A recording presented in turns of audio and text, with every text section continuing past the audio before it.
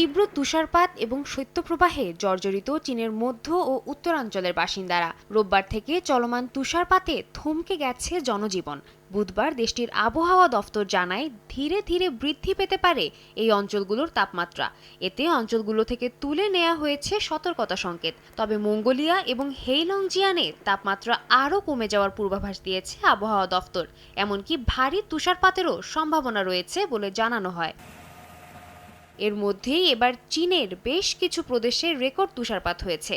এরই মধ্যে আবহাওয়া অফিসে রেকর্ড ভেঙে বরফ জমেছে 54.5 মিলিমিটার। হেইলংজিয়ান প্রদেশে এখন পর্যন্ত তুষারপাতে 39 মিলিমিটার বরফ জমেছে বলে জানায় কর্তৃপক্ষ। এতে মঙ্গলবার থেকেই বন্ধ করে দেয়া হয়েছে শিক্ষা প্রতিষ্ঠান, নির্মাণ কাজ এবং যোগাযোগ ব্যবস্থা। রাজধানী বেইজিংয়েও দেখা মিলেছে তুষারপাতের, তবে সেখানে প্রাথমিক পর্যায়ে সতর্কতা সংকেত জারি করা হয়। অর্ধেক পাউডারে দ্বিগুণ উজ্জ্বলতা। নতুন রিন অ্যাডভান্সড অর্ধেক পাউডারে দ্বিগুণ উজ্জ্বলতা। এদিকে সতর্কতা উঠিয়ে নেওয়া হলেও বাসিন্দারা স্বাভাবিক জীবনযাত্রায় ফিরবে কিনা এই বিষয়ে এখনো কিছু জানায়নি কর্তৃপক্ষ। এখনো বন্ধ রয়েছে রাস্তাঘাট ও যোগাযোগ ব্যবস্থা। সাদিয়া তাসনিম, সময় সংবাদ।